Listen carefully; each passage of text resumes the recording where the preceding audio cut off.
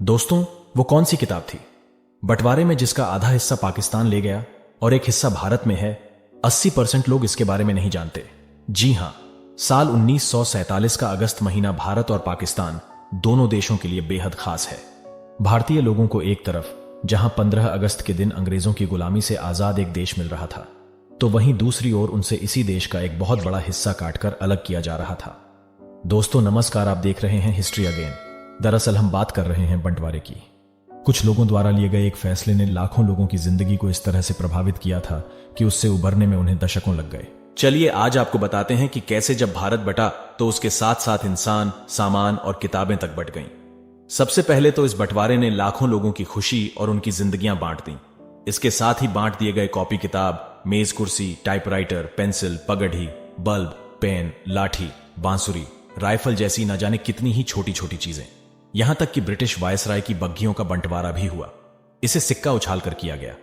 इस दौरान 6 भारत को और 6 बग्घी पाकिस्तान को मिली, जबकि रेलवे को भी 2 हिस्सों में बांटा गया। वहीं बुलडोजर, ट्रक आदि चीजों का भी बराबर बंटवारा किया गया।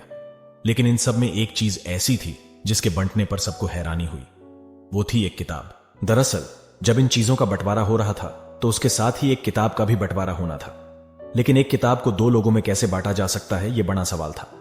ऐसे में रास्ता एक ही था कि किताब के 2 हिस्से किए जाएं और बांट दिया जाए। हैरानी की बात यह है कि ऐसा किया भी गया। विजयलक्ष्मी बालाकृष्णन अपनी किताब growing up and away narratives of Indian childhoods memory, history, identity में लिखती हैं कि एनसाइक्लोपीडिया ओनफ ब्रिटेनिका के 2 हिस्से किए गए और इसे हिंदुस्तान और पाकिस्तान में बांट दिया गया।